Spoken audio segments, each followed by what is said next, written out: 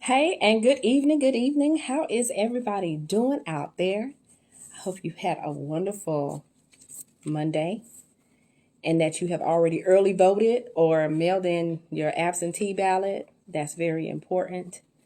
Go out and vote, vote, vote. Go early vote. Think about our ancestors, our parents who stood in line. I know my mama stood in line after working long hours. She stood in line and she voted, and it didn't matter how long it took. So make sure you get out there and vote. So I won't get on that soapbox. I said what I said. But welcome everybody. Hey, big brother, I see that you're on. Thank you for joining.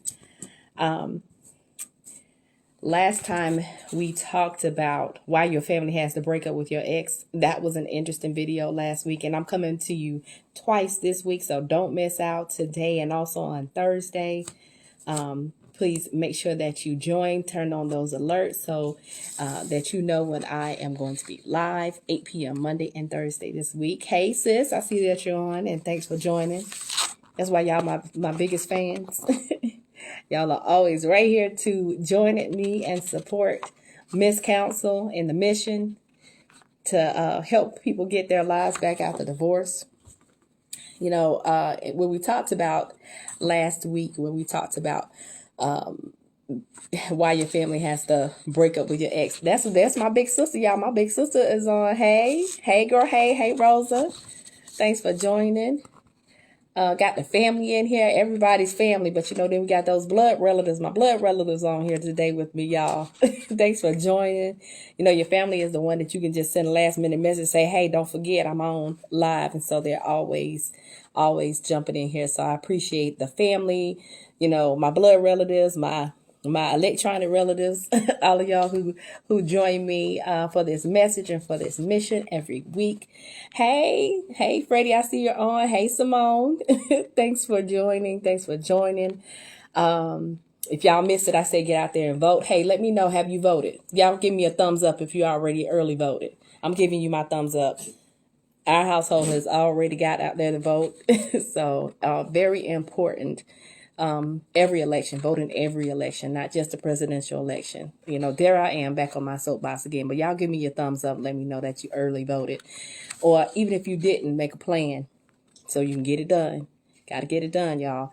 But we talked about why your family has to break up with your ex. And, we had a couple of interesting questions, and let me just add something to that.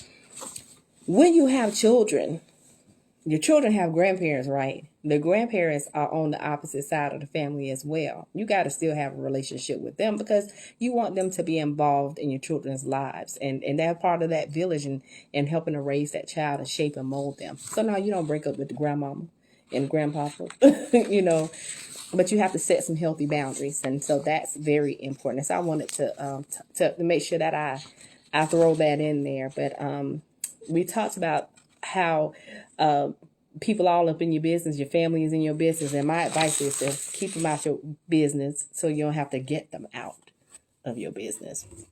Well, that's enough of that. Go back and check out that video, why your family has to break up with your ex. Well, y'all know I am Miss Council. I am a life and relationship coach, and I help divorced women get their lives back after divorce, and remarried women who are in their second, third, or whatever. I ain't judging. Second, third marriages have more successful marriages. Well, let's get into it today, y'all. I came up with yet another topic that I know has you raising your eyebrow. Sometimes hubby says, what you gonna talk about?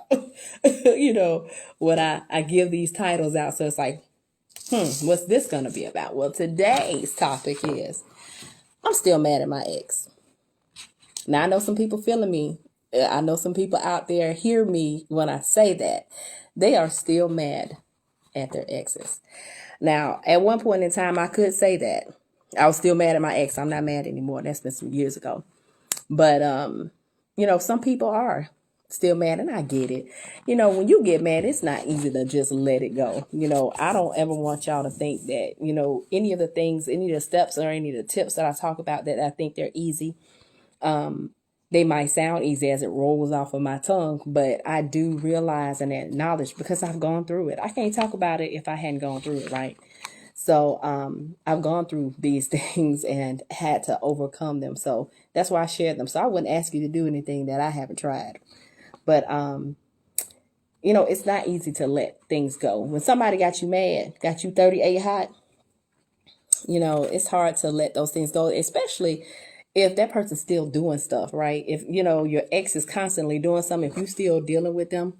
And when I say dealing with them, dealing with them on whatever level, I hope you're only still dealing with them at your ex as far as, the divorce proceedings, or as far as, divvying up your assets, or because you have children together. And in that situation, I wouldn't call it dealing, I call it co-parenting. I remember back in the day, before I got my life together, I could go toe to toe arguing my point. I really could. I get down with an argument. I mean, I call myself the great debater. And finally, I decided that I really wasn't accomplishing anything because I was all heated, y'all sweating, chest hurting, heart beating fast. But I wasn't getting anywhere. I mean, I'm gonna tell you, I could show you chapter and verse to support my position, because I was going to be right. Somebody out there know what I'm talking about. But I used to go at it. Like, nope, I'm right, and here's the reason. But I didn't accomplish anything because I realized that I wasn't getting my point across because it wasn't being received by the other person. So I just had to let that thing go. But I realized that being mad, it just didn't solve anything. It never solved anything, and it still won't. Anger or being mad is an internal emotion, and it's triggered when we're not being treated the way we want to be treated. We're not being talked to. We're hearing things or a person's doing something that's making us mad. And we have so many different ways that we can show that we're mad or we're angry: by our tone, our words, our body language, our actions or lack thereof. Think about what happens to you visibly when you get mad. Does your significant other know that you're mad? Can they really tell when you're mad? Can you tell when you're getting mad? I mean, I know I can, because I start getting heated, like round the collar, like the heat rises. Like if you take my temperature, I believe that I just went up a degree or two. But it literally shows in my face. I mean, my body language changes and everything. And I go into defense mode, and I'm ready for the battle. Y'all know how you get that stance. If you ever taken like martial arts, you get that stance that they tell you to get in. It's like I am in my mind. I'm getting in that stance and getting ready for a battle. But we all have a natural way of dealing with anger, and we can most likely feel or exhibit signs that it's rising, because it doesn't just start out as boom, full-fledged anger. It's something that kind of builds within us. And sometimes, it takes a minute. And so something may happen, or somebody may say something, and I had to take a minute, like, wait a minute, I just know they just didn't say that to me, or just text me that craziness, or just email me something. Because, some of y'all keyboard thugs out there, y'all get real raucous in print. Y'all are, things that they would never say out loud, or be willing to, they're willing to type it and send to somebody, but they never, really say it in person, right? I say tread carefully. Because, for every action, there's a reaction, and, people going to respond accordingly. So if y'all keyboard thugging out there, be careful, but also in not being quick to respond. Hey, I've gotten those angry text messages from a significant other, and they weren't ready for the response. They weren't ready for the response, but you always got to be careful in how you respond to whatever it is that a person does. That you always have a choice in the matter, in how you respond. And, that communication, it requires both. It requires at least two parties, a sender and a receiver. And in order to receive a message, a person has to interpret something that's said or done by another person, and that other person's the sender. And they have to develop a feeling about it. Thoughts or feelings about it. And the receiver's job is to then seek to understand, whatever it is that the sender wanted to communicate. What was their intended message? In essence, if a person seeks to offend you and your response is not a defense one, defensive one, then the message failed. If you don't receive it and have a feeling about it, message failed. Especially if they intended on making you mad. Message failed, right? When somebody is coming for you, and when they trying to make you mad, you have to develop the art of being unbothered. It's something that you have to practice and not responding. You got to fix your face. Y'all know what I'm talking about because I've had to fix my face because my face would tell it all. That person just might stop and they might leave you alone. It's almost like that bully when you're in school, that bully that, kept messing with you. We were watching this movie last night and there was a bully, just as the story we're having. I mean, I don't even have to tell you what movie it was, but, there was a bully that kept coming for the young man. And then he inadvertently got back at him. And so guess what? He stopped bullying him. He left him alone. That's how the story goes. When you switch up, I ain't saying hit nobody, but when you switch up how you receive the message, the message has failed. That person has to find another way. I know sometimes we want to cuss folks out to flip the table over at that very moment, but I'm just telling you, just hold up, hold your mule, have somebody hold your mule, and don't go swinging, don't come out swinging at anybody. But you also have to realize in that very moment, what is it that you want? I mean, really think about it.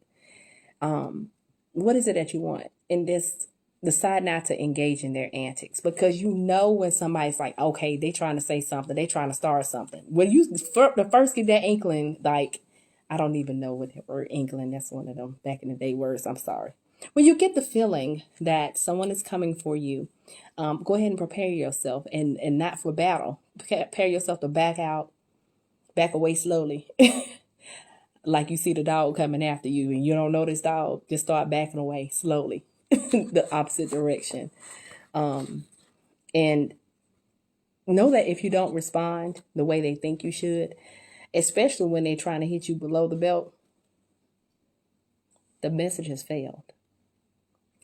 It's really not a game. It's not a game, what I'm suggesting, but it's a way of responding and not allowing yourself to get caught up in a situation that's really not going to go your way or go anywhere. It's not going to help you. So why participate in it?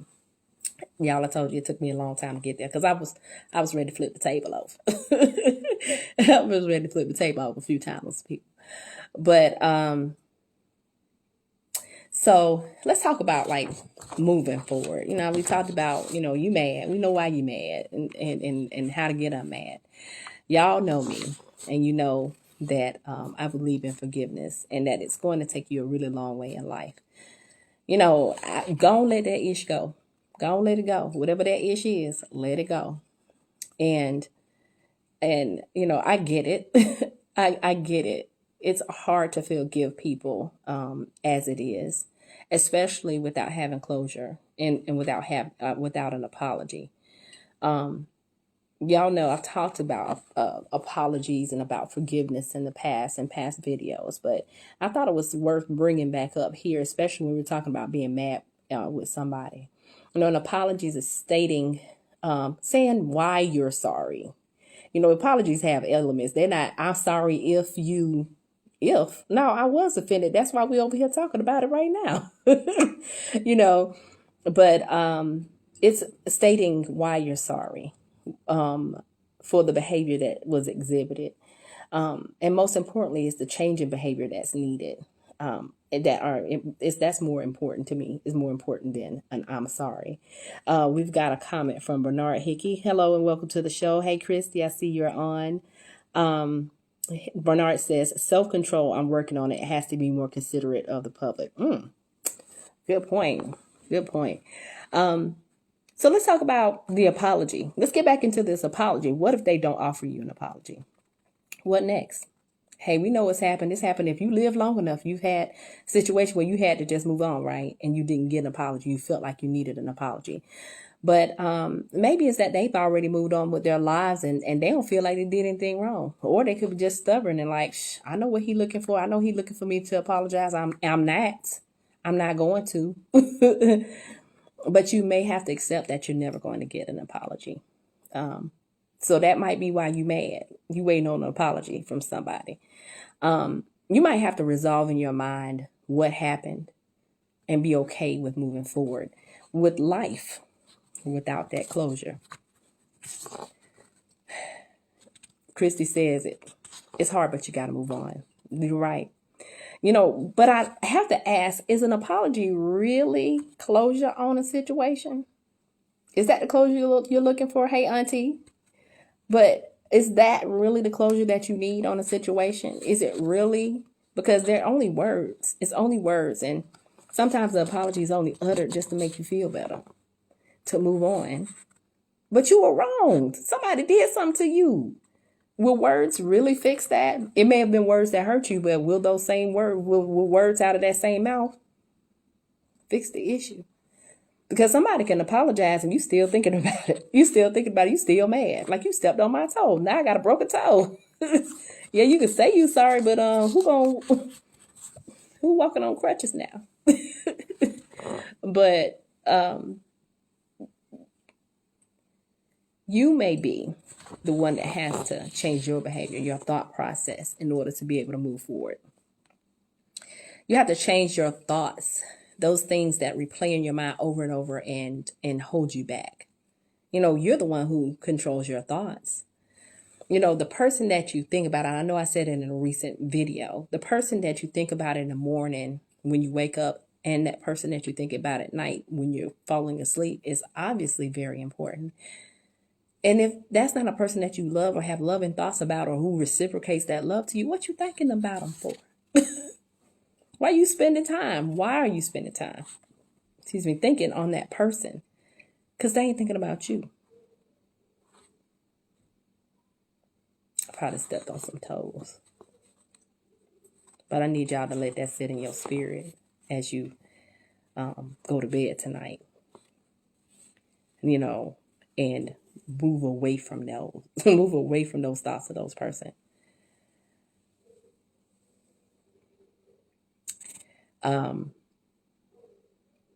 Even if that person apologizes, the definition of an apology says that it's a sincere acknowledgement of wrongdoing and an intent to change behavior. If the apology is something you ask for, how sincere can it really be? I think you owe me an apology. And then that person said, oh, I'm sorry. Is that really sincere? Is that what you need? That's what you needed for closure? Hey, I'm not judging you, but I'm asking you to ask yourself, is that going to change how you really feel? Because then you were like, well, you know what? He wouldn't have apologized if I didn't ask for an apology, or she would have never said nothing if I didn't say something first. The definition mentions intent. Intent is short for intention, which is a plan to do something different. One more time for the people in the back. Intent is intention or plan to do something different. We're going to get into that one. Remember, I talk about changing the behavior. So when someone says, I'm sorry, let's go with the stepped on the toe example. I'm sorry that I stepped on your toe. Your toe is broken. Hey, the circumstances, hey, we were playing around. I was jumping around and trying and playing, and you weren't in a playing mood. I'm over here doing jumping jacks in front of you. I'm sorry. I caused you injury. I won't do that again. It's lessons that we learn in life, and you're not supposed to repeat the same errors, right? If you bump into that glass, that glass door, you realize, dang, this glass door is really clean. Next time I walk this way, I'm going to make sure I don't bump into it. But you got to learn some lessons and move forward with that. So does the apology offer what it is that you need? And is that really going to be what gives you the permission or what you need to be able to move forward? You got to ask yourself that. They also say in intention, remember I said that's a plan to do something different. It can also be defined as healing process, the healing process of a wound. Hey, I was surprised as you were, but we gonna roll with it. Okay. We rolling with it tonight. We got a couple of comments. I see Andre Brooks, welcome, says you're right. And the type of person I am, I will apologize. And my partner tells me I'm apologizing is good and all, but it's only words. Action is needed. I'm working on that as we speak. Hey, thanks for your comment. We are all a work in process in progress. And nobody is perfect, and nobody is walking this earth's surface is. And so nobody should be expected to be perfect. It's about changing behavior and moving forward. When you make a mistake, if you do something wrong, sometimes we do things wrong out of by accident or because we don't know any better. Hey y'all, I just got a new cast iron skillet. I was excited about that thing, and I foolishly thought of it as one of my regular pans and reached to grab the handle. Guess what? I will never do that again. I'm going to still use my cast iron skillet. I used it yesterday. But I have sense enough to know, and even on that first day that I used it, I said, oh, let me get a towel to wrap around it when I need to maneuver it. I need to move it around because that thing is always hot. It's been cleaned and put away. It's probably still hot today.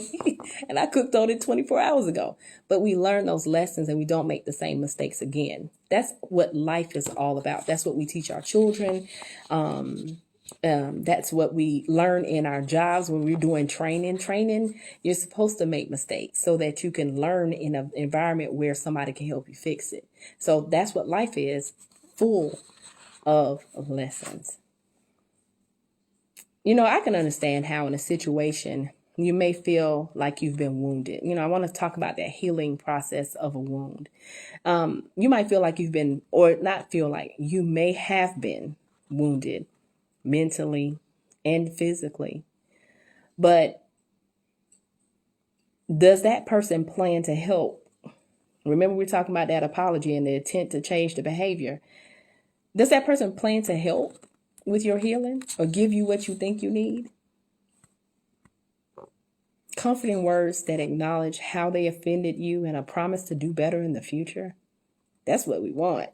We want it to be believable, sincere. Like we want to feel it down deep in our soul. Like, ooh. And if they shed a little tear, no. Like, what is it that you're expecting in this apology? It would be nice if every apology was crafted in a way that you could really feel the sincerity and the words just really ease your discomfort. They make you feel better, make you ready to move forward from that moment on. But we both know that it does not work that way. Don't hold your breath because you might pass out waiting on that apology.